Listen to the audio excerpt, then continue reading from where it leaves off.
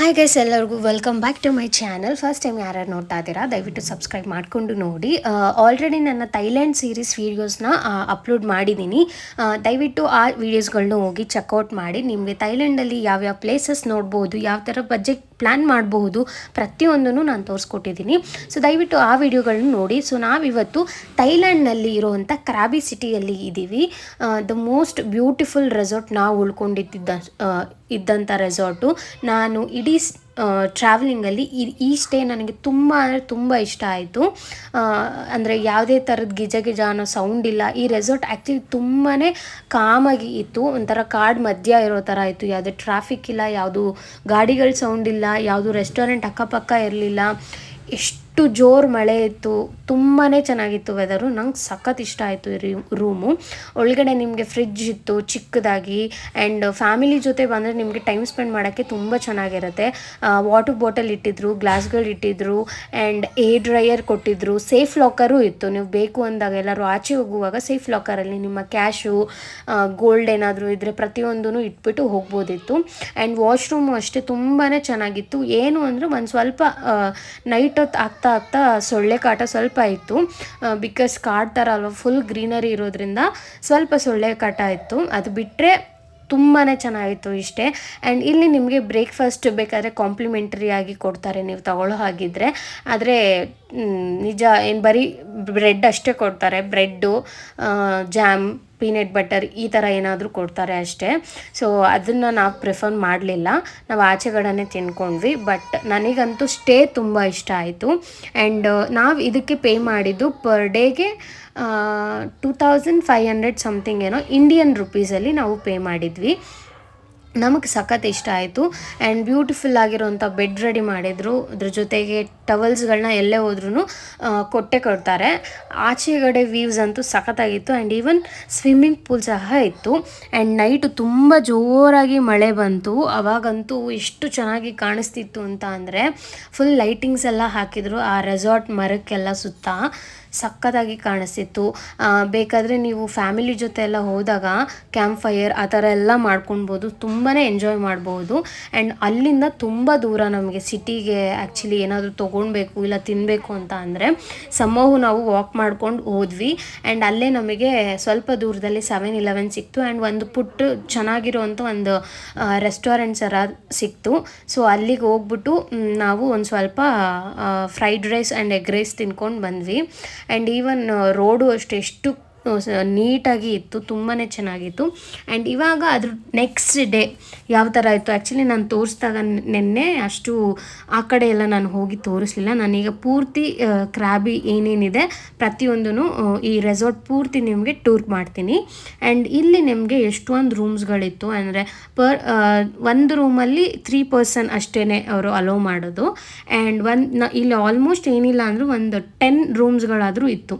And ಎಲ್ಲನೂ ಅಷ್ಟೇ ಆ ಗ್ಲಾಸ್ದು ಡೋರ್ಸ್ ಏನಿದೆ ಅದೇ ಥರನೇ ಇತ್ತು. ತುಂಬಾ ಸೇಫು ಇತ್ತು. ಆ್ಯಕ್ಚುಲಿ ತುಂಬ ಸೇಫ್ ಇದೆ. ನಿಮ್ಗೇನಾದರೂ ಪ್ರಾಬ್ಲಮ್ ಇದ್ದರೆ 24/7 ಅಲ್ಲೊಬ್ಬರು ಪರ್ಸನ್ ಇರ್ತಾರೆ. ಆ್ಯಂಡ್ ಅವ್ರು ಅಲ್ಲೇ ಸ್ಟೇ ಸಹ ಮಾಡ್ತಾರೆ. ನಿಮಗೆ ಬೇಕು ಅಂದರೆ ಅವ್ರ ಹತ್ರ ಹೋಗಿ ಏನಾದರೂ ಇದ್ದರೆ ಕೇಳ್ಕೊಳ್ಬಹುದು. ಆ್ಯಂಡ್ ಏನಾದರೂ ಬೇಕು ಅಂತ ಅಂದ್ರೂ ಅಷ್ಟೇ ಅವರೇ ನಿಮಗೆ ಹೆಲ್ಪ್ ಮಾಡ್ತಾರೆ. ಆ್ಯಂಡ್ ಮುಂದೆ ಹೋದರೆ ಅಲ್ಲಿ ನಿಮಗೆ ಸ್ವಿಮ್ಮಿಂಗ್ ಪೂಲ್ ಸಿಗುತ್ತೆ. ಆ್ಯಂಡ್ ಈವನ್ ಬ್ರೇಕ್ಫಾಸ್ಟಿಗೂ ಅಲ್ಲೇ ನಿಮಗೆ ಬ್ರೇಕ್ಫಾಸ್ಟ್ ಏನಾದರೂ ಆರ್ಡ್ರ್ ಮಾಡಿದರೆ ಇಲ್ಲಾಂದರೆ ಏನಾದರೂ ನೀವು ಕಾಂಪ್ಲಿಮೆಂಟ್ರಿ ಆಗಿ ತೊಗೊಂಡಿದ್ರೆ ಅಲ್ಲೋಗಿ ನೀವು ಬ್ರೇಕ್ಫಾಸ್ಟ್ನೂ ಸಹ ತಿನ್ಬೋದು. ಸೊ ಇದೇ ಪೂಲ್ ಬಂದ್ಬಿಟ್ಟು ತುಂಬಾ ನೀಟಾಗಿತ್ತು ಪೂಲು ಆ್ಯಕ್ಚುಲಿ. ಆ್ಯಂಡ್ ಎಷ್ಟೊಂದು ಜನ ಆರಾಮಾಗಿ ಅಂದರೆ ಯಾರೂ ಅಷ್ಟೊಂದು ಜನ ಇಲ್ಲಿ ಆಟ ಆಡಿದ್ದನ್ನ ನೋಡಲೇ ಇಲ್ಲ ಪೂಲಲ್ಲಿ. ಆದಷ್ಟು ಯಾರು ಸ್ವಿಮ್ಮಿಂಗ್ ಸಹ ಮಾಡ್ತಾ ಇರಲಿಲ್ಲ. ನಾವಷ್ಟೇ ಆಟ ಆಡ್ಕೊಂಡು ಸ್ವಲ್ಪ ಹೊತ್ತು ಅಲ್ಲಿಂದ ಬಂದ್ವಿ. ಬಟ್ ತುಂಬ ಕ್ಲಿಯರ್ ಆಗಿತ್ತು, ತುಂಬ ನೀಟಾಗಿತ್ತು. ಇಡೀ ಪ್ಲೇಸ್ ಅಷ್ಟೇ ತುಂಬ ನೀಟಾಗಿ ಇತ್ತು. ಆ್ಯಂಡ್ ಬ್ರೆಡ್ಡು ಮತ್ತು ಜಾಮ್ ಈ ಥರದ್ದೆಲ್ಲ ಇಟ್ಟಿದ್ರು.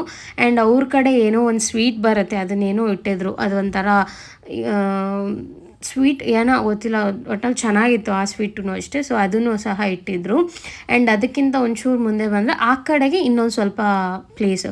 ಆ್ಯಕ್ಚುಲಿ ರೂಮ್ ಬುಕ್ ಮಾಡಬೇಕಾದ್ರೇ ಕೇಳ್ತಾರೆ. ಅಂದರೆ ಸ್ಮೋಕಿಂಗ್ ಏರಿಯಾ ಇರಬಾರ್ದು ಅಂತ ಅಂದರೆ, ಮತ್ತು ತುಂಬ ಪ್ರೈವೇಟಾಗಿ ಇರಬೇಕು ಅಂತ ಅಂದರೆ ಪ್ರತಿಯೊಂದೂ ನಿಮಗೆ ಆಪ್ಷನಲ್ಲಿ ಕೇಳ್ತಾರೆ. ಸೊ ನೀವು ಅದನ್ನು ನೋಡಿ ಬುಕ್ ಮಾಡಬಹುದು. ಆ್ಯಂಡ್ ಈವನ್ ನೀವು ಬೆಡ್ ಯಾವ ಥರ ಬೇಕು ಅಂತಲೂ ಕೇಳ್ತಾರೆ. ಅಂದರೆ ನಾವು ಚೂಸ್ ಮಾಡಿದ್ದು ಬೆಡ್ಡಲ್ಲಿ 4 ಜನ ಮಲ್ಕೊಳ್ಬೋದು, ಆ ಥರ ನಾವು ಚೂಸ್ ಮಾಡಿದ್ವಿ. ಇಬ್ಬರಿಗಾದರೆ ಇಬ್ಬರಿಗೆ ಆಗೋ ಥರ ಬೆಡ್ನ ಚೂಸ್ ಮಾಡ್ಕೊಳ್ಬಹುದು. ಸೊ ತುಂಬ ಚೆನ್ನಾಗಿರುವಂಥ ಸ್ಟೇ ಸಿಗುತ್ತೆ ನಮಗೆ. ಇಡೀ ಕ್ರ್ಯಾಬಿಲಿ ಈ ಸ್ಟೇ ತುಂಬ ಇಷ್ಟ ಆಯಿತು. ಪಾರ್ಕಿಂಗೆಲ್ಲ ಅಲೋ ಮಾಡ್ತಾರೆ, ಪಾರ್ಕಿಂಗ್ಗೆ ಅಂತಲೇ ತುಂಬ ದೊಡ್ಡ ಜಾಗ ಇದೆ. ಆ್ಯಂಡ್ ನೀವು ಸಿಟಿಗೂ ಹೋಗ್ಬೋದು. ಆ್ಯಕ್ಚುಲಿ ಕ್ರ್ಯಾಬಿ ಸಿಟಿನೂ ತುಂಬ ಚೆನ್ನಾಗಿದೆ. ಕ್ರ್ಯಾಬಿ ಸಿಟಿಲಿ ಅಂದರೆ ಈ ಥರ ನಿಮಗೆ ವೈಬ್ ಸಿಗೋಲ್ಲ. ಅಲ್ಲೆಲ್ಲ ಸ್ವಲ್ಪ ಬಾರ್ಗಳು, ರೆಸ್ಟೋರೆಂಟ್ಸ್ಗಳಿರುತ್ತೆ. ಬೀಚ್ ಮುಂದೆನೇ ಎಷ್ಟೊಂದು ರೂಮ್ಸ್ಗಳು ಸಿಗುತ್ತೆ. ಆ್ಯಂಡ್ ಬೇಕು ಅಂದರೆ ಸಡನ್ನಾಗಿ ನಿಮಗೆ ಏನಾದರೂ ಬೇಕು ಅಂದರೆ ನೀವು ಬೈ ಮಾಡ್ಕೊಳ್ಳೋಕ್ಕೆ ಆಪ್ಷನ್ಸ್ ಇರುತ್ತೆ. ಬಟ್ ಇಲ್ಲಿ ಆ ಥರ ಅಲ್ಲ. ನಿಮಗೆ ಸಿಟಿಗೆ ಹೋಗೋಕ್ಕೇ ನಿಮಗೆ 2-3 ಕಿಲೋಮೀಟರ್ಸ್ ಬೇಕು. ಸೊ ಆಲ್ಮೋಸ್ಟ್ 10 o'clock ಆಗ್ತಿದ್ದಂತೆ ಫುಲ್ ಮಳೆ. ಎಷ್ಟು ಮಳೆ ಅಂದರೆ ನಾವು ಆ್ಯಕ್ಚುಲಿ ವಾಪಸ್ ಇವಾಗ ಕ್ರ್ಯಾಬಿ ಏರ್ಪೋರ್ಟಿಗೆ ಹೋಗಬೇಕಿತ್ತು. ಬಟ್ ಮಳೆ ತುಂಬ ಆಗಿರೋದ್ರಿಂದ ನಾವು ಎಷ್ಟೊತ್ತಾದರೂ ಇಲ್ಲೇ ಸ್ಟಕ್ಕಾಗಿ ಹೋಗ್ಬಿಟ್ಟಿದ್ವಿ. ಬಟ್ ಚೆನ್ನಾಗಿತ್ತು, ಮಳೆ ಆಗಿದ್ರೂ ಇಲ್ಲೇ ಆರಾಮಾಗಿದ್ವಿ ನಾವು ಎಷ್ಟೊತ್ತಾದ್ರೂ. ಹೆವಿ ಅಂದರೆ ಹೆವಿ ಮಳೆ ಶುರುವಾಗೋಯಿತು. ಈ ಕಡೆ ಕ್ಯಾಬ್ಗಳು ಬುಕ್ ಆಗ್ತಿಲ್ಲ. ಆ ಪ್ಲೇಸಿಗೆ ಯಾವ ಕ್ಯಾಬ್ಸು ಬರ್ತಾನೆ ಇಲ್ಲ. ಬಿಕಾಸ್ ಅದು ಔಟ್ ಆಫ್ ಸಿಟಿ ಆಗಿರೋದ್ರಿಂದ ಕ್ಯಾಬ್ ಬುಕ್ ಮಾಡೋಕ್ಕಾಗ್ತಾನೆ ಇರಲಿಲ್ಲ. ಇನ್ನೇನು ಮಾಡೋದು ಅಂತ ಹೇಳಿ ಹೇಗೋ ಒಂದು ಮಾಡಿಕೊಂಡು ಸದ್ಯ ನಮ್ಮ ಹತ್ರ ಒಂದೊಂದು ಅಂಬ್ರೆಲಾ ಇರೋದ್ರಿಂದ ಅದನ್ನು ತೊಗೊಂಡು ಆಚೆ ಬಂದ್ವಿ. ಟಿಫನ್ ಸಹ ಏನೂ ಮಾಡಿರಲಿಲ್ಲ. ಸೊ ಇಲ್ಲೊಂದಷ್ಟು ಐಟಮ್ಗಳನ್ನ ತೊಗೊಂಡ್ವಿ. ಫ್ರೂಟ್ಸು, ವಾಟರ್ ಬಾಟಲ್ಸು, ಬ್ರೆಡ್ಡು ಎಲ್ಲನೂ ತೊಗೊಂಡ್ವಿ. 7-Eleven ನೀವೇನಾದರೂ ತೊಗೊಂಡ್ರೆ ವರ್ತ್ ಅಂತ ಅನಿಸುತ್ತೆ. ಎಷ್ಟು ಒಳ್ಳೊಳ್ಳೆ ಐಟಮ್ಸ್ಗಳು ಸಿಗುತ್ತೆ. ಫ್ರೆಶ್ ಆಗಿರೋ ಫ್ರೂಟ್ಸು, ಫ್ರೆಶ್ ಆಗಿರೋ ಬ್ರೆಡ್ ಎಲ್ಲನೂ ಸಿಗುತ್ತೆ. ನಾವು ಅಲ್ಲಿಂದ ಗ್ರ್ಯಾಬ್ ಬುಕ್ ಮಾಡಿಕೊಂಡು ಬೈಕಲ್ಲಿ ಕೊನೆಗೆ ಹೇಗೋ ಬೈಕಾದರೂ ಸಿಕ್ತು ನಮಗೆ. ಅಲ್ಲಿಂದ ನಾವು ಕ್ರ್ಯಾಬಿ ಏರ್ಪೋರ್ಟ್ನ ರೀಚ್ ಆದ್ವಿ. ಸೊ ನೆಕ್ಸ್ಟು ನಮ್ಮ ಥೈಲ್ಯಾಂಡ್ ಅಲ್ಲಿ ಲಾಸ್ಟ್ ಡೇಸ್ ಇನ್ ಕ್ರ್ಯಾಬಿ. ಆ್ಯಕ್ಚುಲಿ ಇಲ್ಲಿಂದ ನಾವು ನೆಕ್ಸ್ಟ್ ಎಲ್ಲಿ ಹೋಗ್ತೀವಿ ಅನ್ನೋದು ನಿಮಗೆ ಆದಷ್ಟು ಬೇಗ ಗೊತ್ತಾಗುತ್ತೆ ನೆಕ್ಸ್ಟ್ ವೀಡಿಯೋಸಲ್ಲಿ. ಸೊ ನಾವು ಅದಕ್ಕಿಂತ ಮುಂಚೆ ಕ್ರ್ಯಾಬಿಲಿ ನಾವು ನೈಟು ಕ್ರ್ಯಾಬಿ ಏರ್ಪೋರ್ಟಲ್ಲೇ ಉಳ್ಕೊಂಡಿದ್ವಿ. ಬಿಕಾಸ್ ನಮ್ಗೆ ಅರ್ಲಿ ಮಾರ್ನಿಂಗ್ ಫ್ಲೈಟ್ ಇರೋದ್ರಿಂದ ನಮಗೆ ಆ ಅರ್ಲಿ ಮಾರ್ನಿಂಗ್ ಟೈಮಲ್ಲಿ ಆ ಪ್ಲೇಸಿಂದ ನಮಗೆ ಯಾವುದೇ ಕಾರಣಕ್ಕೂ ಟ್ಯಾಕ್ಸಿ ಆಗಲಿ ಯಾವುದು ವೆಹಿಕಲ್ಸ್ ಸಿಗೋದಕ್ಕೆ ಚಾನ್ಸೇ ಇರಲಿಲ್ಲ. ಸುಮ್ಮನೆ ನಾವು ಚಾನ್ಸ್ ತೊಗೊಳೋದು ಬೇಡ, ಹೆಂಗೂ ಏರ್ಪೋರ್ಟ್ ಸೇಫ್ ಇರುತ್ತೆ ಅಂತ ಹೇಳ್ಬಿಟ್ಟು ನಾವು ಬಂದ್ವಿ. ಆ್ಯಂಡ್ ಇಲ್ಲಿ ನಿಮಗೆ ಹೆಲ್ಪ್ ಡೆಸ್ಕ್ ಎಲ್ಲ ಇತ್ತು. ಕ್ರ್ಯಾಬಿ ಏರ್ಪೋರ್ಟಲ್ಲಿ ಮೇಯ್ನಾಗಿ ಏನು ಅಂತ ಅಂದರೆ ನೈಟ್ ಹೊತ್ತು ಯಾರನ್ನು ಅಲೋ ಮಾಡಲ್ಲ. ಬೇರೆ ಯಾವುದೇ ನೀವು ಏರ್ಪೋರ್ಟ್ಗೆ ಹೋಗಿ 24/7 ಓಪನ್ ಇರುತ್ತೆ. But Krabi airport at 11 o'clock close ಆಗುತ್ತೆ. ಯಾರನ್ನು ಅಲೋ ಮಾಡಲ್ಲ, ಯಾರನ್ನು ಒಳಗಡೆ ಇಟ್ಕೊಳ್ಳಲ್ಲ. ಬಟ್ ನಾವು ಆಲ್ಮೋಸ್ಟ್ ಒಳಗಡೆ ಇದ್ದಿದ್ದರಿಂದ ಅವ್ರು ನಮ್ಮನ್ನು ಸೇಫ್ ಗಾರ್ಡ್ ಮಾಡೋಕ್ಕೋಸ್ಕರ ಬೇರೆ ಕಡೆ ಎಲ್ಲ ಲೈಟ್ ಆಫ್ ಮಾಡಿ ನಮ್ಮನ್ನು ಒಂದು ಪ್ಲೇಸಿಗೆ ಕಳಿಸಿ ಅಲ್ಲಿ ಮಲ್ಗೋಕೆ ಹೇಳಿದ್ರು. ಆ್ಯಂಡ್ ಇಲ್ಲಿ ಏನಂದರೆ ನಿಮ್ಮದು ಲಗೇಜಸ್ ಏನಾದರೂ ಡ್ಯಾಮೇಜ್ ಆಗಬಾರ್ದು ಅಂತ ಇದ್ದರೆ ಇಲ್ಲಿ ಬಂದು ನೀವು ನಿಮ್ಮ ಲಗೇಜನ್ನ ರ್ಯಾಪ್ ಮಾಡ್ಕೊಳ್ಬೋದು. ಬಿಕಾಸ್ ಚೆಕ್ ಇನ್ ಆಗಬೇಕಾದ್ರೆ ಬ್ಯಾಗ್ಸ್ನೆಲ್ಲ ಸ್ವಲ್ಪ ಕರೆಕ್ಟಾಗಿ ಅವ್ರು ನೋಡ್ಕೊಳ್ಳಲ್ಲ, ಹೆಂಗೆ ಬೇಕಂಗೆ ಬಿಸಾಕ್ತಾರೆ. ಅವಾಗ ಡ್ಯಾಮೇಜ್ಗಳಾಗುತ್ತೆ. ಎಷ್ಟೊಂದು ಕಾಸ್ಟ್ಲಿ ಬ್ಯಾಗ್ಸ್ ಇರುತ್ತೆ, ಟ್ರಾಲಿಗಳೆಲ್ಲ ಕಾಸ್ಟ್ಲಿ ಇರುತ್ತೆ. ಸೊ ಅದಕ್ಕೆ ಅವ್ರು ಏನು ಮಾಡ್ತಾರೆ, ಇಲ್ಲಿ ಬಂದುಬಿಟ್ಟು ಫ್ರೀಯಾಗಿ ರ್ಯಾಪ್ ಮಾಡಿಸ್ಕೊಳ್ತಾರೆ. ಬಟ್ ಒಂದೊಂದು ಕಡೆ ಅಮೌಂಟ್ ತೊಗೊಳ್ತಾರೆ ಇಷ್ಟು ಅಂತ ಹೇಳಿ. ಆ್ಯಂಡ್ ನೆಕ್ಸ್ಟು ನೀವು ಯಾವುದಾದ್ರೂ ಐಟಮ್ ತೊಗೊಂಡಿದ್ರೆ ಅದಕ್ಕೆ ವ್ಯಾಟ್ ರೀಫಂಡ್ ಇದ್ದರೆ ಆರಾಮಾಗಿ ಇಲ್ಲಿ ಬಂದು ನೀವು ವ್ಯಾಟ್ ರೀಫಂಡ್ ಮಾಡ್ಕೊಳ್ಬೋದು. ಯಾವುದೇ ಥರದ ಲಿಟಿಗೇಷನ್ಸ್ ಇರಲ್ಲ, ಆರಾಮಾಗಿ ಬಂದು ಮಾಡ್ಕೊಳ್ಬೋದು. ಆ್ಯಂಡ್ ನಾನು ಹೇಳ್ದಂಗೆ ನಾವು ಏರ್ಪೋರ್ಟಲ್ಲೇ ಉಳ್ಕೊಂಡಿದ್ರಿಂದ ತುಂಬಾ ನಿದ್ದೆ ಬರ್ತಾಯಿತ್ತು. ಅವತ್ತೆಲ್ಲ ಫುಲ್ ನಮಗೆ ರೆಸ್ಟೇ ಇರಲಿಲ್ಲ ಆಲ್ಮೋಸ್ಟು. ಆ್ಯಂಡ್ ಈವನ್ ಏರ್ಪೋರ್ಟಲ್ಲೂ ತುಂಬ ಅಂದರೆ ತುಂಬ AC ಹಾಕಿದ್ರು. ನಂಗೆ ಆ ಮಳೇಲಿ ಬೇರೆ ನೆಂದ್ಬಿಟ್ಟು ಅವತ್ತು ಲೈಟಾಗಿ ಸ್ವಲ್ಪ ಜ್ವರ ಬಂದಿತ್ತು. ಅದಕ್ಕೋಸ್ಕರ ಸ್ವಲ್ಪ ನಾವು ಅಲ್ಲೇ ರೆಸ್ಟ್ ಮಾಡಿ ಆಮೇಲೆ ನಾನು ಹೇಳ್ದಂಗೆ ಅವರು ಕ್ರ್ಯಾಬಿ ಏರ್ಪೋರ್ಟ್ನ ಕ್ಲೋಸ್ ಮಾಡಿದ್ರು. ಅದಕ್ಕೋಸ್ಕರ ಎಷ್ಟು ಜನ ಇದ್ದಾರೋ ಅವ್ರನ್ನೆಲ್ಲ ಇಲ್ಲಿ ಕರ್ಕೊಂಡು ಬಂದು ಮಲ್ಗೋ ಕೇಳಿದ್ರು. ಸೊ ನಾವಿಲ್ಲಿ ಆಲ್ಮೋಸ್ಟ್ ಒಂದು 4-5 ಜನ, ಎಷ್ಟೊಂದು ಜನ ಆಲ್ಮೋಸ್ಟ್ ಇದ್ದಿದ್ದೇ ಹುಡುಗಿರು.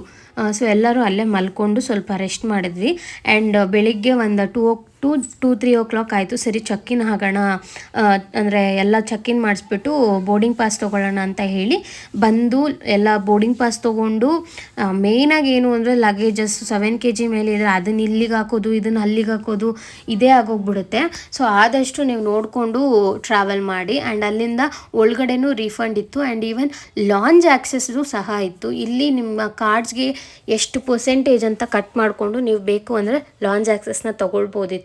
ತುಂಬ ಚೆನ್ನಾಗಿತ್ತು. ಆ್ಯಂಡ್ ಪ್ರಿಯಾರಿಟಿ ಪಾಸ್ ಅಂತ ಎಲ್ಲ ಇತ್ತು. ಆ್ಯಂಡ್ ಅಲ್ಲಿ ಕ್ರ್ಯಾಬಿಲಿ ಥೈಲ್ಯಾಂಡಲ್ಲಿ ಇರೋ ಎಷ್ಟೊಂದು ಜನ ಸಿಟಿಸನ್ಸ್ಗೆ ಯೂಸ್ ಆಗುವಂಥ ಕಾರ್ಡ್ಗಳನ್ನೇ ಮೋಸ್ಟ್ ಆಫ್ ದ ಕಾರ್ಡ್ಗಳನ್ನ ಅಲ್ಲಿ ಮೆನ್ಷನ್ ಮಾಡಿದರು.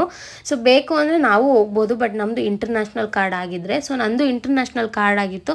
ಬಟ್ ನಾನು ಪಿನ್ ಮರ್ತೋಗ್ಬಿಟ್ಟಿದ್ದೆ. ಸೊ ಎಲ್ಲಿಗೂ ನಾನು ಹೋಗೋಕ್ಕೂ ಆಗಲಿಲ್ಲ. ಎಷ್ಟು ಅಷ್ಟೊತ್ತಿಗೆ ಟೈಮ್ ಆಗೋಗಿತ್ತು. ನಮಗೆ 5 o'clockಗೆ ನಮ್ಮ ಫ್ಲೈಟ್ ಇದ್ದಿದ್ದು. ಸೊ ಇಲ್ಲಿ ಇವಾಗ ಬಂದ್ಬಿಟ್ಟು ನಾವು ಸ್ವಲ್ಪ ಫ್ರೆಶ್ ಅಪ್ ಆಗಿ ವೆಯ್ಟ್ ಮಾಡ್ತಾ ಇದ್ವಿ. ಸೊ ನಾನು ನೆಕ್ಸ್ಟ್ ಎಲ್ಲಿ ಹೋಗ್ತೀವಿ ಅಂತ ನೆಕ್ಸ್ಟ್ ವಿಡಿಯೋದಲ್ಲಿ ಹೇಳ್ತೀನಿ.